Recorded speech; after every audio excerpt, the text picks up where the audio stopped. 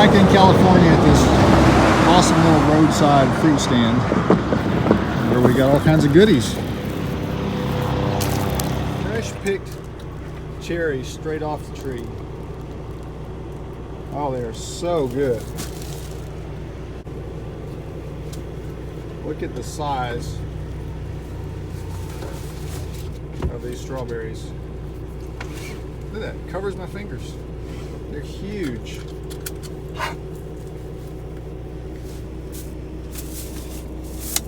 Oh, that's nice. And of course, got some more English walnuts. He is a nut fetish, y'all. These are so much better than the ones you buy at Walmart, even though they're the same thing.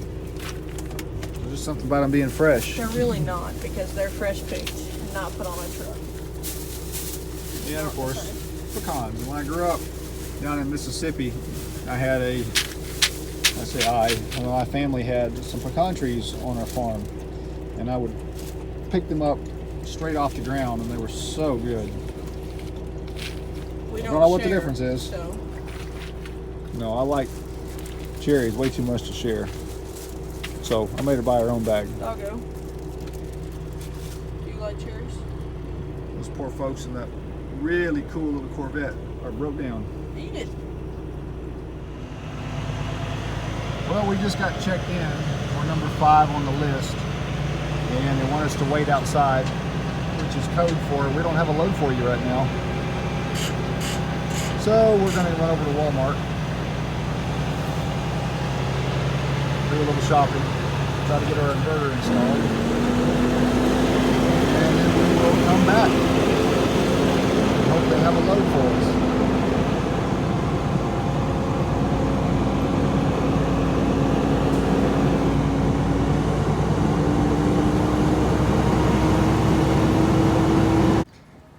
Well guys, this is the old inverter. I've got it unplugged all but this one panel here, which I'll do once I get it taken down. Not a lot of room to work. See, we've got the new inverter there. Hi everybody. Trying to access it from there. And there's the paperwork princess up there watching me work as usual. Did you just say I was watching you work? Negative. Okay. There's a third screw. Yep. That back in there somewhere. Yeah, it was stripped last time that I tried to mess with it. Well, this is one of those three-handed jobs that I only grew 2, so there you go.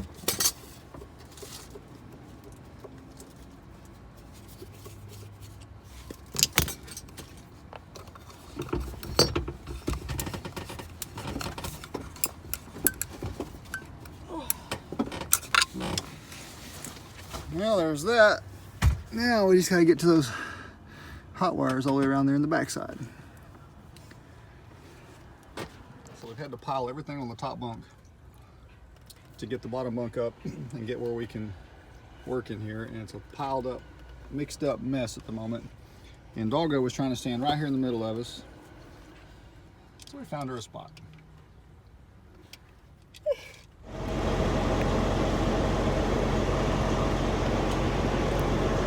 Oh, those are good cherries. So you know how the dodo bird went extinct? And it's really, really hard to find one?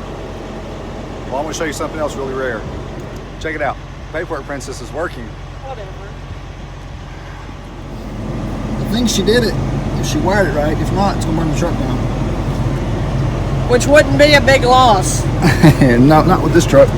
So, it's gotta go back in that big empty hole right there.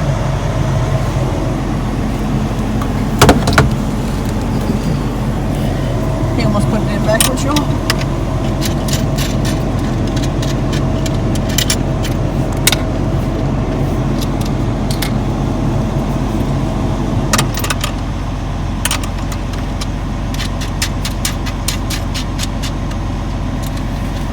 This is what good employees do. Instead of taking it to a truck stop where they would charge an arm and a leg, we've got a little downtime while we're waiting on a Tesla load. So we were saving our boss a couple $100 by installing it ourselves.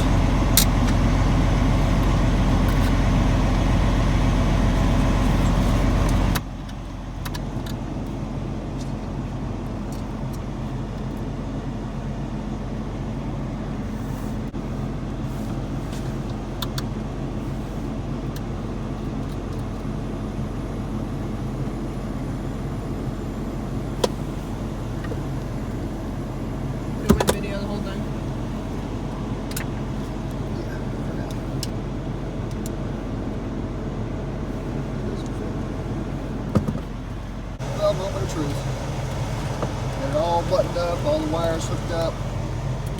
And up there's the control panel. It says that it's putting out, move that. It says 14.5. Move that blanket. There we go. It used to say error 5 up there. Yay! Now it says we have juice. Check it out. It's Wait. charging the phone. Hold on. Oh, I didn't Look, show light it. turned green. Awesome. You know what that means? No more chips and crackers. Yes. We have a refrigerator. Okay. We hope. Climb on out. We'll find out.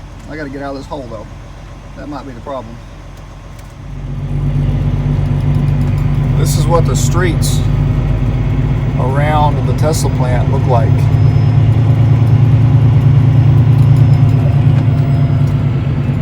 They just ignore all of these no parking signs. The cops don't bother you because you don't really have any choice but to park here, and this is where they tell us to come park anyway, so here we are. Well guys, it is about 12 hours later or more. Now let's see. Yeah, we checked in at 1:30 yesterday. It's now about 9 o'clock a.m. the following morning, so we decided we'd come over because we were only number 5 down the list, and we have made it all the way down to number 4 now. So, hurry up and wait.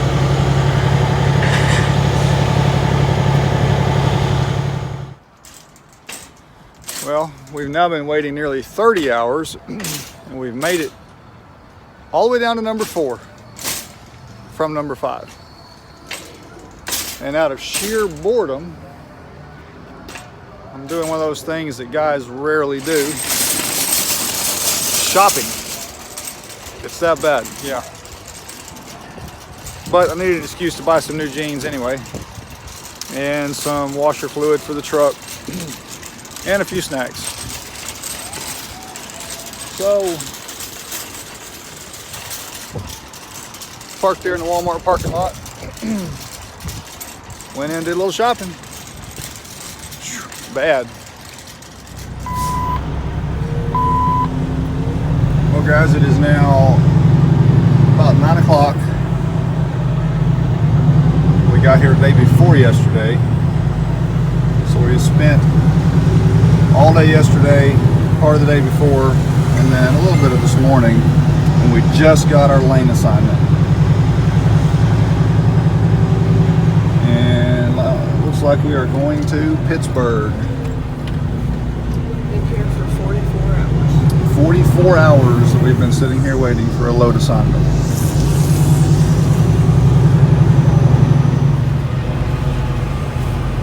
Right over there is Tesla's test track. There's the yard where we're headed.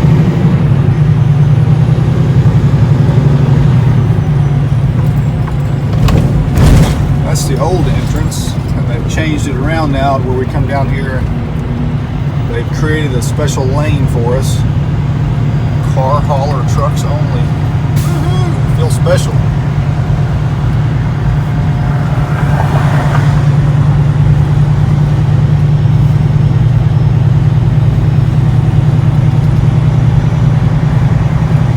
I'm sticking with B13, that's what they said.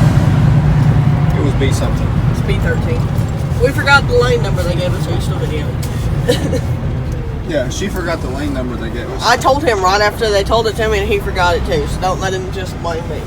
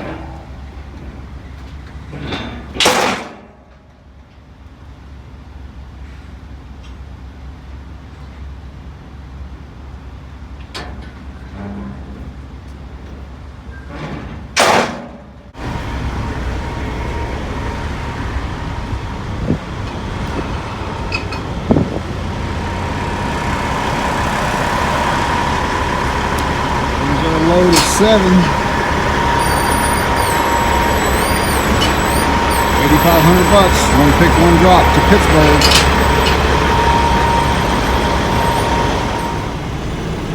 On the road again. Well, here we go, pulling out the gate. The security guard to check our load out. I don't know if you can hear me over that traffic down here on the interstate, but we're up here on the old road. This is on our way up, headed eastbound towards Donner's Pass. We're about 15 miles from the summit. You see the lines here in the middle of the old road. Still some snow here and there. Feels great, about 70 degrees out, but look at there. There's about probably 3.5 feet of snow at the top of the piles there. Most of it's probably a couple feet deep.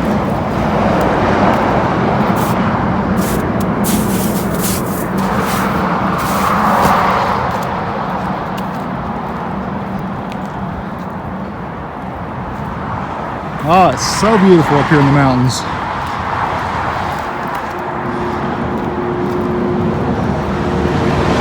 Give me a good saddle horse and a pack horse, and I'll disappear. Oh, look at this over here.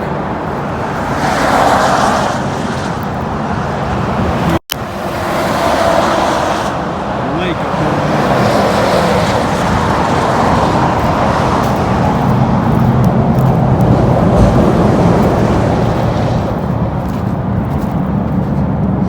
Deep that gravel is on top of the blacktop.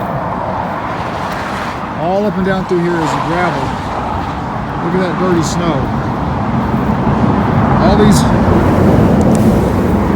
this little aggregate that they spread on the road for traction is thrown up here. Check this out. Somebody lost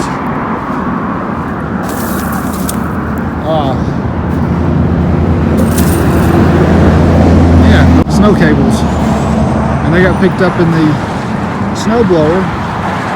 There's a marker light. All of it gets picked up and tossed up here on the road. Yeah, see where that doggo went to.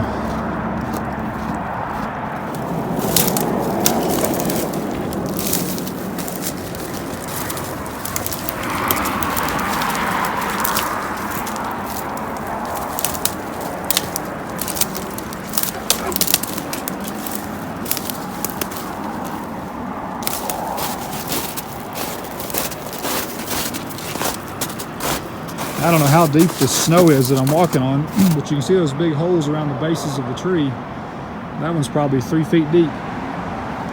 Snow piled up around it.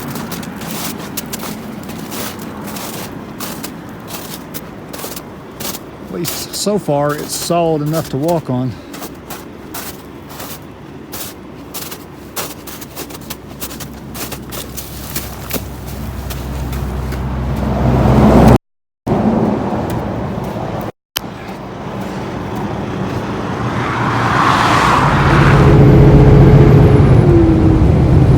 Still a significant amount of snow over there, taller than the dumpsters, in fact.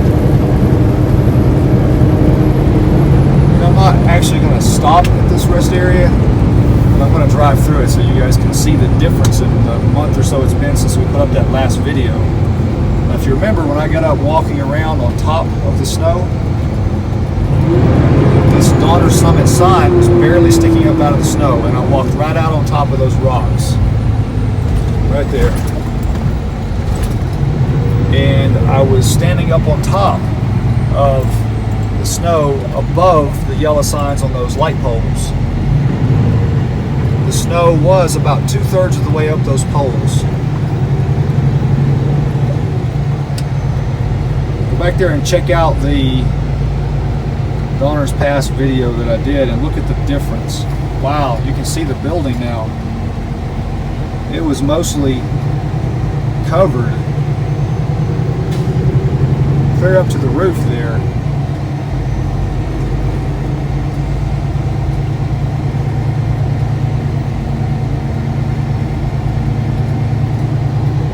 amazing how much it's melted down. Look at that trash can got crushed with the weight of the snow.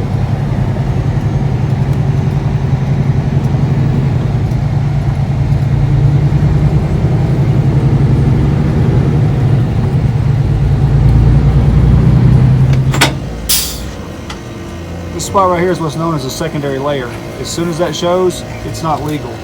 Not to mention the fact that it's wore clear down past this outer union groove for over-the-road tires. And then you can see these wear patterns going all the way across, and then there's another one here on the backside. This wore clear down in, just like it is there, only worse. And it's got this wear pattern all the way around the outside. Tire on the other side is not wearing like that. Blown out steer tire with a load of Teslas would be bad for business.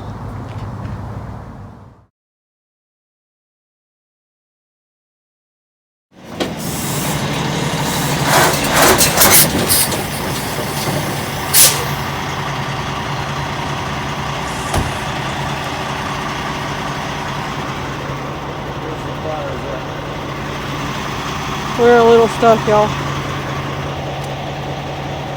Well, guys, I'm not just taking a nap here in the dirt. Yes, he is. Yeah, don't listen to her. So, as you saw where she's telling on me a minute ago, I got stuck. I got stuck good. I pulled in the parking lot, didn't have any trouble, but coming back out it was a totally different angle and I got stuck. High centered the trailer. So I'm going to show you what I did to get it loose. Okay, on the trailer and on the truck, this little rod right here, you see it up top right there, it goes over there to that load leveling valve, which you can see right there. I took it loose down here, and I manually lifted it so that it ran these airbags all the way up to their maximum height. I did that on the truck and the trailer, and I was able to pull right out without the cost or delay of a wrecker truck. Just one more little trick to put in your toolbox.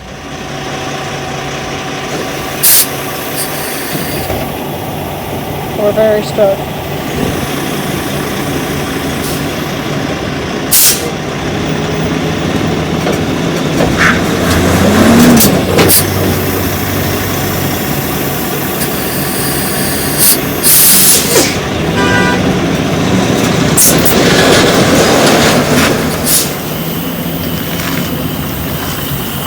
Yay!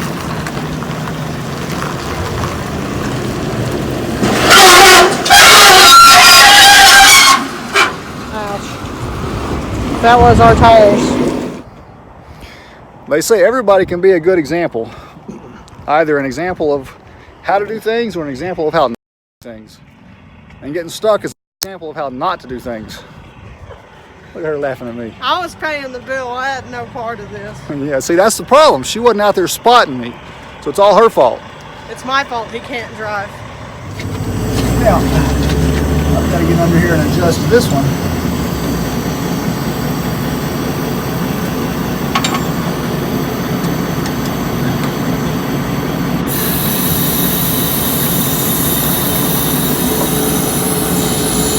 Get it put back together anyway, where it can self-adjust.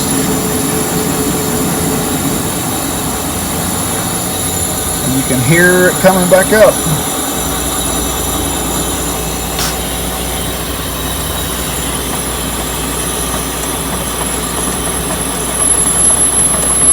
Well, that saved me about a $300 wrecker bill at least.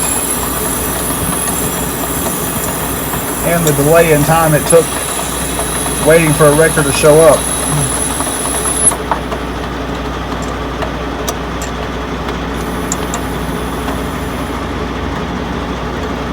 There you go.